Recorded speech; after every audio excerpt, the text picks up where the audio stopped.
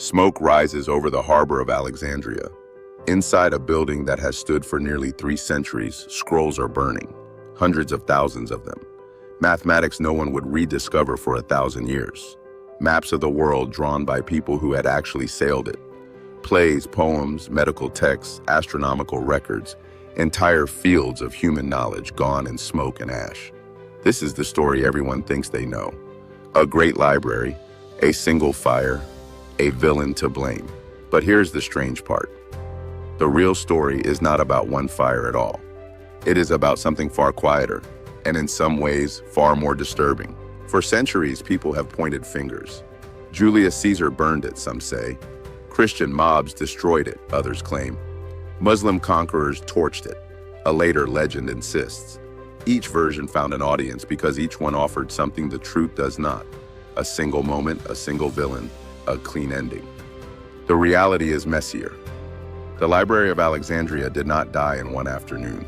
It faded across centuries through neglect, through political chaos, through fires that damaged parts of it, without ever delivering one final dramatic blow. Knowing exactly how much was lost and when is harder than the legends suggest, and that uncertainty is in itself part of the tragedy. To understand what was lost, you have to understand what was attempted in the first place. In the early 3rd century BCE, Ptolemy II ruled Egypt, part of a Greek dynasty that had inherited the kingdom after Alexander the Great's death. Ptolemy wanted Alexandria to become the intellectual capital of the known world.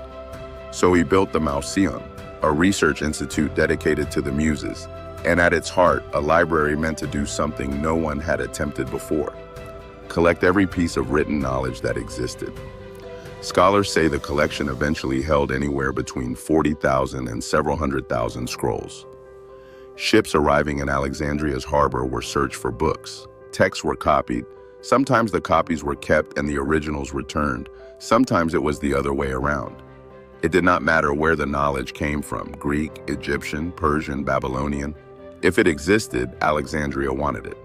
For a few centuries, this worked. Mathematicians calculated the circumference of the Earth with stunning accuracy. Astronomers mapped the stars. Physicians cataloged the human body in detail that would not be matched again for over 1,000 years. The first real damage came not from a mob and not from religious conflict, but from war.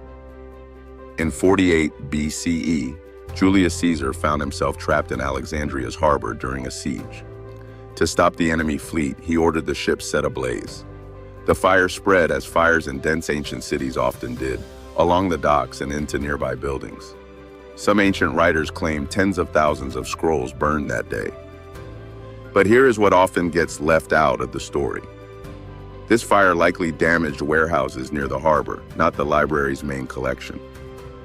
The institution did not vanish that afternoon. It kept functioning for centuries afterward. This matters because it tells you something important about how myths form. A real documented fire happened. And over time, storytellers attached the entire library's destruction to that one dramatic event because a single fire makes a better story than a slow fade. What actually happened to the Library of Alexandria looks less like a murder and more like a long illness. Imperial neglect. Funding that dried up as Egypt's political fortunes shifted. Scholars who left for other cities as Alexandria's golden age cooled. And in 391 CE, an attack on the Serapeum, a temple that housed what historians call the library's daughter collection, during a period of intense religious conflict in the city. That collection, by most estimates, held only a fraction of the original library's holdings. But its destruction marked another quiet step in a process that had been unfolding for centuries. By the time later writers told dramatic tales of conquering armies torching the great library in a single afternoon, stories written hundreds of years after the events they described, there may not have been much of the original institution left to destroy at all. So why do we still tell the story as a single fiery catastrophe? Because slow decline is a hard story to tell. There is no villain in neglect. There is no single moment to point to and say, this is where humanity lost something irreplaceable. A fire gives us that moment. A fire gives us someone to blame. But the truth might be more unsettling than any burning building. Knowledge was not destroyed by one dramatic act. It simply stopped being protected, stopped being copied, stopped being valued enough to preserve, until, piece by piece, it was gone. We will never know exactly what was lost in Alexandria. Entire works of philosophy, science, and literature that existed nowhere else, gone before anyone thought to make a backup copy. Historians still argue about how much and when and by whose hand. But maybe the real question is not who burned the Library of Alexandria. Maybe the real question is this: what are we failing to protect right now so quietly that we won't even notice it is gone until centuries from now, when someone tries to find it and simply cannot? A ship arrives at a Sicilian port in October of 1347. Most of the sailors aboard are already dead. The few who remain are dying, their bodies covered in dark swellings. Within days, the disease spreads into the city. Within a year, it will reach almost every corner of Europe. By the time it is finished, the Black Death will have killed somewhere between a third and half of the entire population of the continent. Whole villages will disappear. Families will vanish in a matter of weeks. This is, without question, one of the greatest catastrophes in human history. And yet, out of this devastation, something unexpected began to take shape. The slow, accidental unraveling of a social order that had ruled Europe for centuries. To understand what changed, you have to understand what came before. For hundreds of years, most of Europe operated under a rigid system historians call feudalism. At the top, kings. Below them, nobles who controlled the land. And at the bottom, peasants, many of them serfs, legally bound to the land they worked, generation after generation, with almost no ability to leave, negotiate, or improve their circumstances. This was not a temporary arrangement. It was the assumed, permanent shape of society. A serf's grandfather had worked this land. So would his children. So presumably would theirs.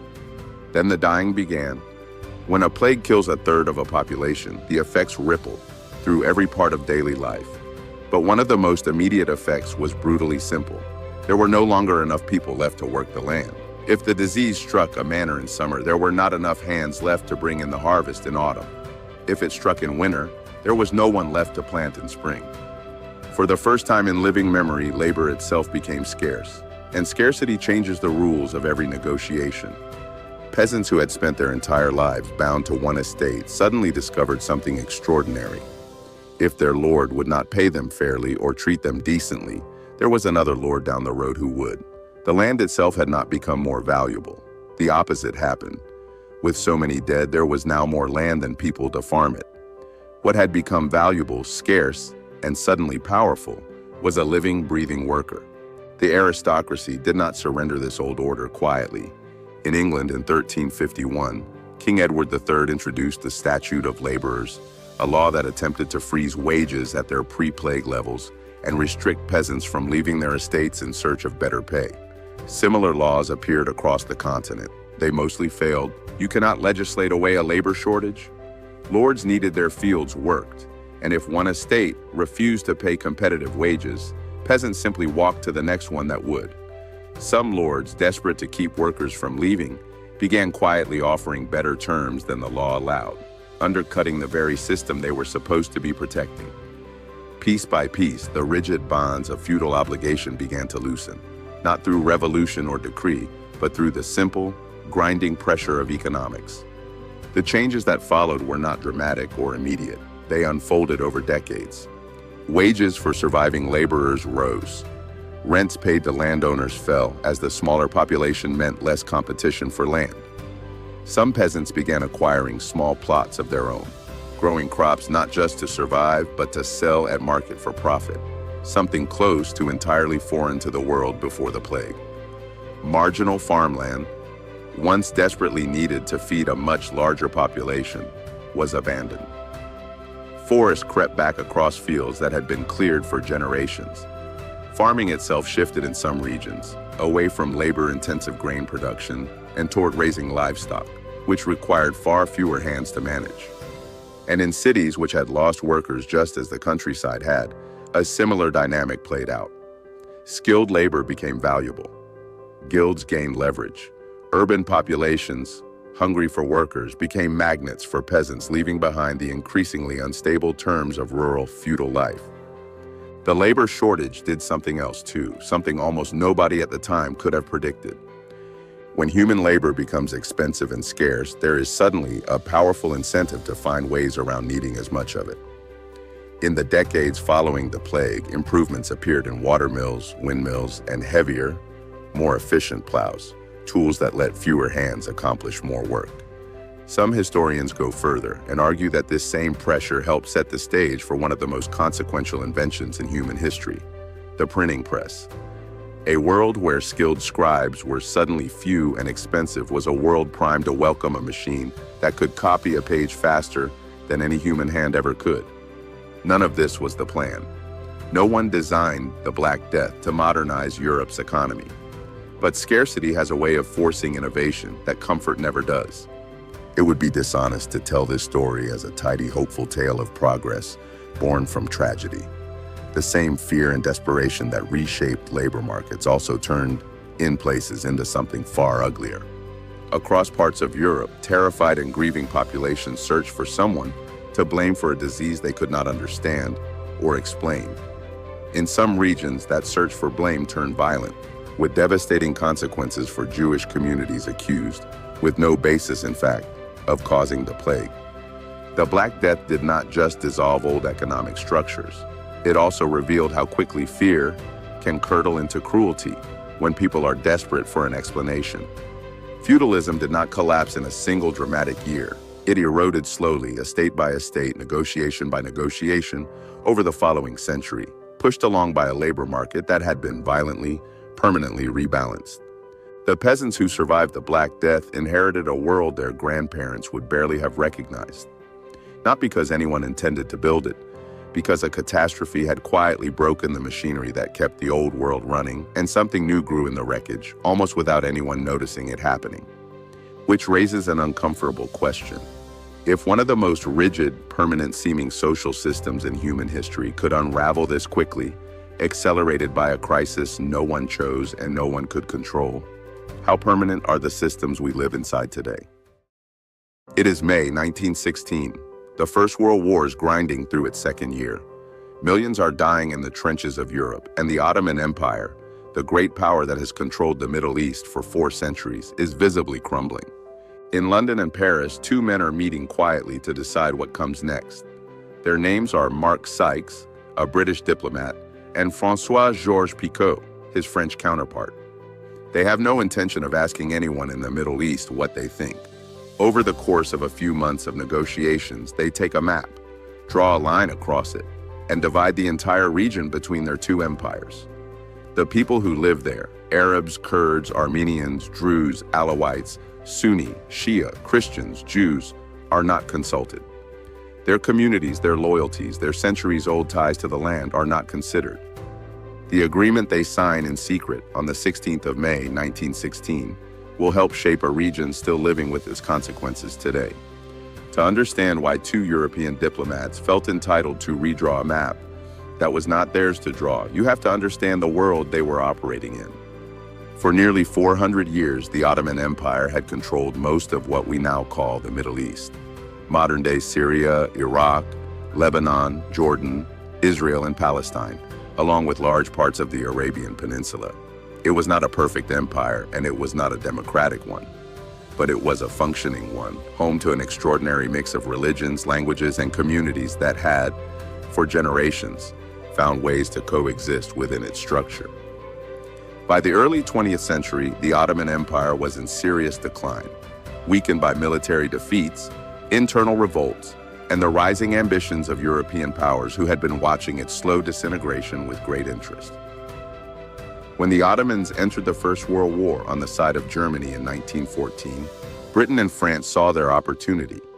The question was no longer whether the empire would collapse. The question was who would control what came after. But Britain in particular had a problem. To fight the Ottomans effectively, they needed allies in the Arab world. And to get those allies, they made promises. In a series of letters exchanged between 1915 and 1916, British High Commissioner Henry McMahon wrote to Sharif Hussein of Mecca, the most powerful Arab leader in the region, and strongly implied that if Arab forces rose up against the Ottomans, Britain would support the creation of an independent Arab state across most of the Middle East after the war. Hussein believed these promises. His son Faisal led an Arab revolt that actively aided the British military campaign in the region. Lawrence of Arabia rode alongside them. What Hussein did not know was that while McMahon was writing those letters, British and French officials were simultaneously working on a completely different plan. The Sykes-Picot Agreement, formerly known as the Asia Minor Agreement, was signed in secret in May 1916, while the Arab revolt it was about to betray was already underway. The deal divided the Arab territories of the Ottoman Empire into spheres of influence. France would control a large zone covering modern-day Syria and Lebanon, plus parts of southern Turkey. Britain would control what is now Iraq and Jordan. Palestine would be placed under a form of international administration. A broad Arab state was vaguely mentioned in the agreement, but it was clearly subordinate to French and British interests in every meaningful way. The people drawing these lines did not speak Arabic. They had spent little time in the region. The borders they drew cut straight through tribal territories, divided communities that had lived together for generations, and bundled people with deeply different identities and loyalties into single political units that had never existed before. As one historian later observed, states were created, but nations were not. The agreement might have remained secret indefinitely. But in November 1917, the Bolsheviks seized power in Russia, and one of their first acts was to publish the secret treaties of the Tsarist government, including Sykes-Picot, which Russia had approved. The revelation shocked the Arab world. Hussein and Faisal, who had led their people into battle on the basis of British promises of independence, now read in the newspapers that those same promises had been quietly discarded before the first shot of the Arab revolt was even fired. The sense of betrayal was immediate, deep, and lasting. It has never fully gone away. The Sykes-Picot Agreement was not, in the end, implemented exactly as written. The post-war negotiations of 1919 and 1920 produced a somewhat different arrangement. But its logic, the idea that European powers had the right to divide the Middle East according to their own interests, survived intact. The borders that emerged from the peace settlements drew Iraq as a single state containing Sunni Arabs, Shia Arabs, and Kurds who had never shared a common political identity. They drew Syria and Lebanon in ways that created permanent sectarian tensions. They established a British mandate over Palestine at a moment when competing promises had already been made to both Arab and Jewish communities about its future. These were not borders drawn by the people who would have to live inside them. They were borders drawn in European meeting rooms by men with pencils and imperial ambitions, looking at a map of a region they did not fully understand. The consequences of those lines have echoed through the century that followed. The instability built into states whose borders ignored ethnic, religious, and tribal realities helped fuel decades of coups, civil wars, and regional conflicts. The sense of grievance over broken promises, particularly the gap between what Arab leaders were told and what actually happened, became a permanent undercurrent in the politics of the region. In 2014, when ISIS bulldozed the border crossing between Iraq and Syria and released video footage of it, they were making a deliberate, symbolic point. This border was not legitimate. It had been drawn by outsiders for outsiders, without asking the people who lived there. That moment, nearly a century after Sykes and Picot signed their agreement in a London office, shows just how long the shadow of a few lines on a map can stretch. Sykes-Picot is often described as the source of everything that has gone wrong in the Middle East. That is too simple. The region's history is far more complex than any single agreement can explain, and historians debate exactly how much of the modern map truly traces back to those 1916 lines. But what is not debatable is this. Two men in a meeting room in London divided a region they did not come from, on behalf of empires whose interests had nothing to do with the people already living there. And they did it in secret, while simultaneously telling those same people something entirely different. The borders drawn by people who will never have to live inside them have a particular way of enduring, and a particular way of being resented. In the year 536, the sun disappeared. Not literally, not forever, But for 18 months, a mysterious veil of dust and ash hung across the sky of the northern hemisphere, dimming the sun to a pale bluish shadow of itself. The Byzantine historian Procopius, writing from Constantinople, described it as a most dread portent. The Roman senator Cassiodorus noted that the sun appeared to have lost its light and shone with a bluish color. In China, snow fell during summer. In Peru, droughts struck a civilization that had flourished for centuries. Temperatures across Europe dropped by as much as 2.5 degrees Celsius. That may not sound like much, but for a world entirely dependent on agriculture, a 2.5-degree drop, sustained for years, meant one thing above all else: crops failed. And when crops fail, everything else follows. Historians and climate scientists today consider 536 to be quite possibly the worst year in recorded human history. Not because of a war or a plague, those would come later, but because of something no army could fight and no ruler could decree away. The sky itself had turned against the living world. For centuries, no one knew what had caused it. Ancient writers recorded the darkness and the cold, but offered no explanation beyond divine punishment or cosmic portent. Medieval chronicles repeated the same accounts without understanding them. It was only in the 20th and 21st centuries, as scientists began analyzing ice cores drilled from glaciers in Greenland and Antarctica, that the picture began to come clear. Buried in those ancient layers of ice were traces of sulfate deposits, the chemical fingerprint of volcanic eruptions, dated precisely to around 536. The evidence points to at least one massive volcanic eruption somewhere in the northern hemisphere in early 536, though the exact location remains debated. Iceland, El Salvador, and possibly other sites have all been proposed. Wherever it happened, the eruption was powerful enough to inject enormous quantities of ash and sulfur dioxide into the stratosphere, where they spread across the globe and created a kind of filter, blocking sunlight from reaching the surface below.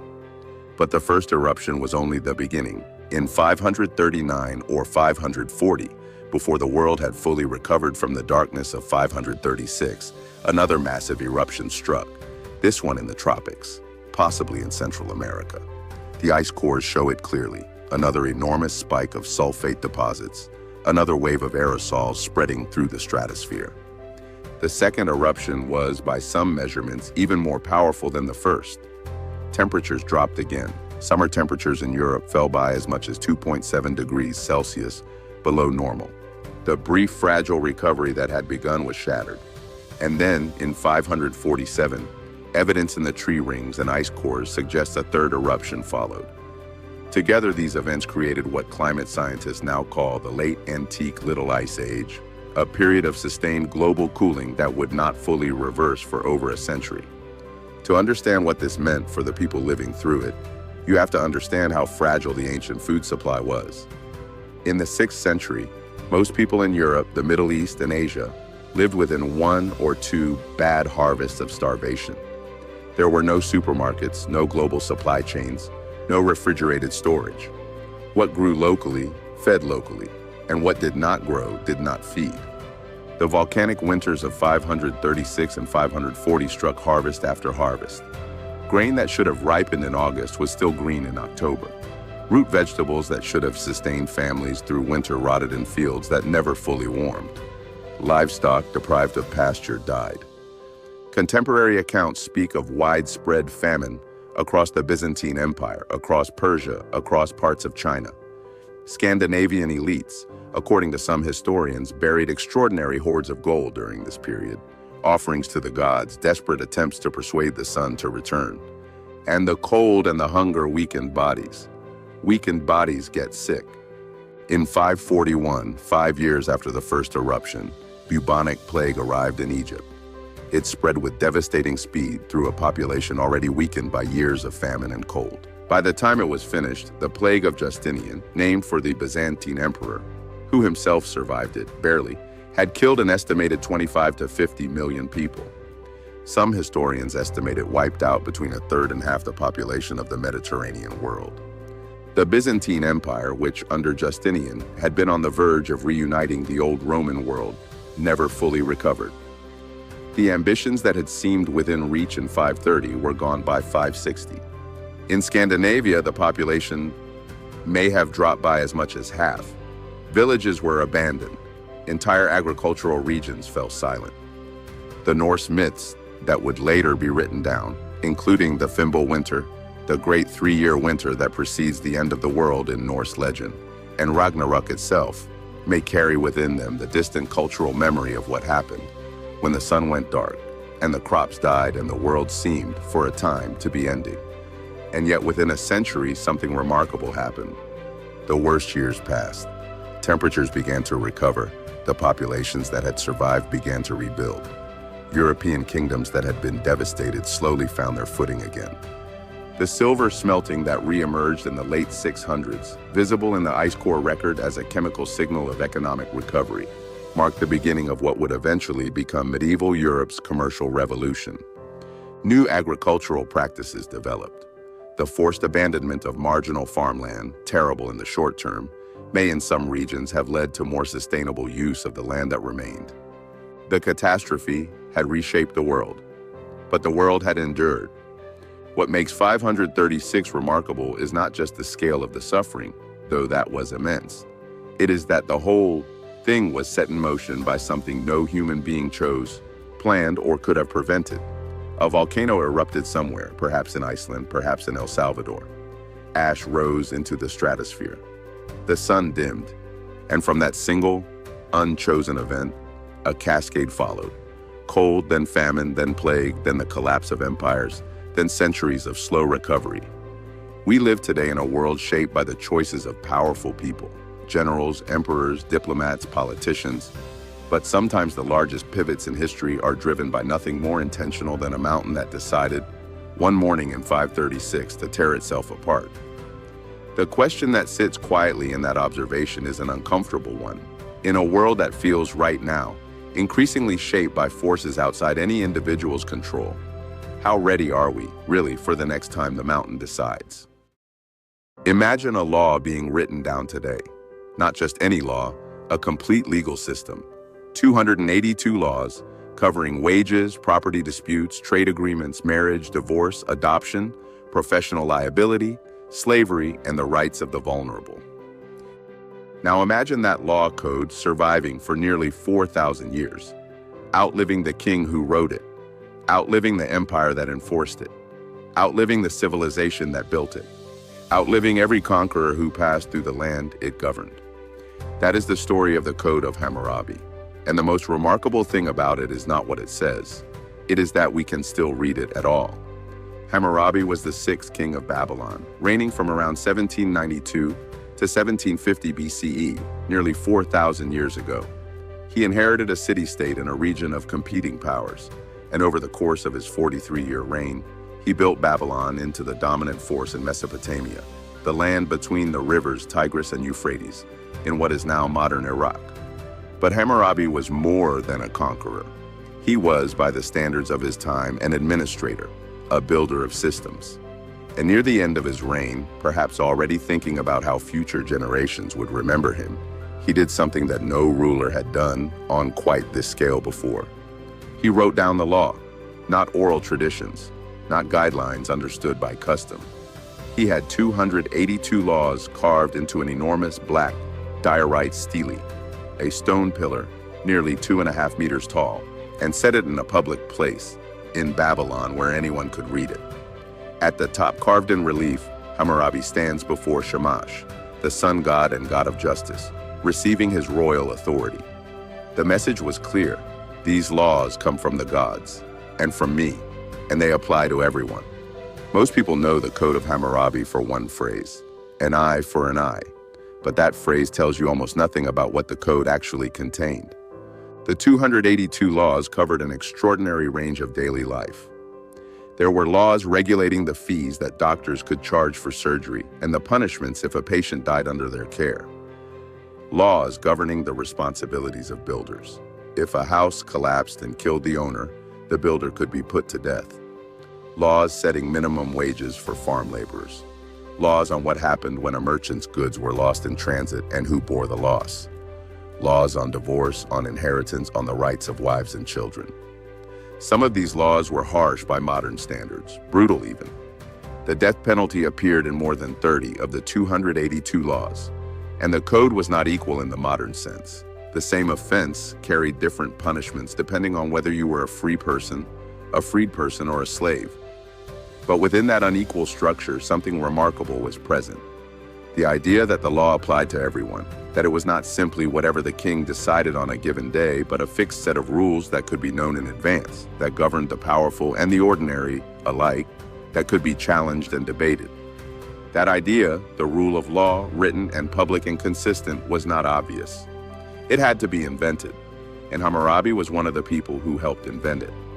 The stele itself had a remarkable life of its own. After Hammurabi's death, his empire did not last. The city-states that had submitted to Babylon revolted. The Hittites invaded in 1595 BCE, then the Kassites, then around 1150 BCE, the Elamites, a rival civilization from what is now western Iran, swept through and carried the stele back to their capital city of Susa as a trophy of conquest. There it sat for over 3,000 years, buried, forgotten, lost. Until 1901, when a French archaeological expedition excavating the ruins of Susa found it, shattered into pieces but recoverable. Scholars reassembled it, deciphered the cuneiform script, and announced to the world that they had found one of the oldest and most complete legal codes ever discovered. It is now in the Louvre in Paris, where it has stood ever since, not in the land it came from, not in the empire it governed, but in a museum on the other side of the world. An artifact from a civilization that no longer exists, still readable, still studied, still debated. The Code of Hammurabi did not spring from nowhere, and it did not vanish when Babylon fell. It had predecessors. Earlier Mesopotamian rulers had written down laws. The Code of Ur-Nammu, from around 2100 BCE, is the oldest known written legal code, predating Hammurabi by 3 centuries. But Hammurabi's code was the most comprehensive, the most clearly organized, and the most widely distributed of the ancient Near East. It became a reference point, a model, a template. Later law codes, the Middle Assyrian laws, the Neo-Babylonian laws, followed its structure. Scholars have noted echoes of its logic in the Mosaic law of the Hebrew Bible, though the exact relationship remains debated.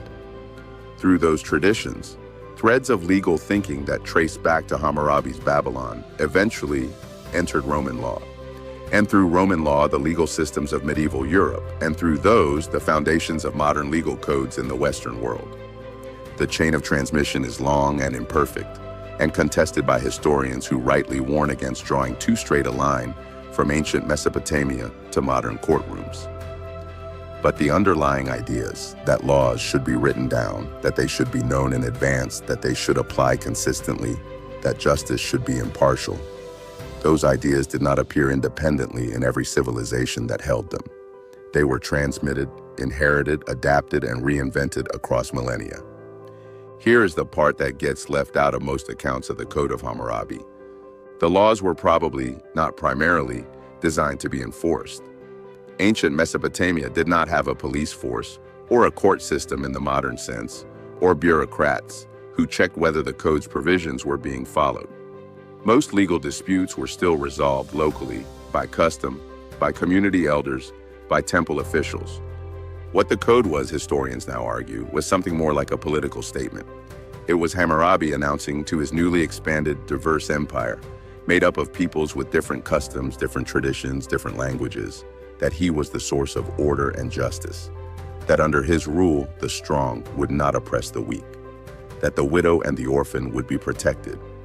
He said so explicitly in the prologue, "I established law and justice in the language of the land, thereby promoting the welfare of the people."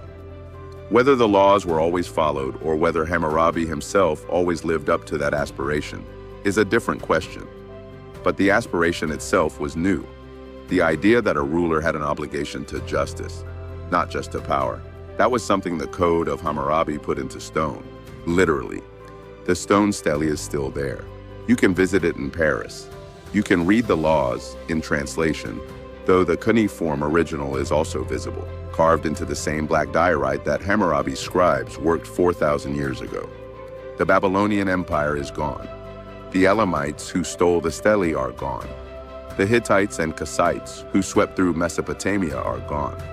The French colonialists who excavated Susa and took the stele to Paris, their empire is gone too.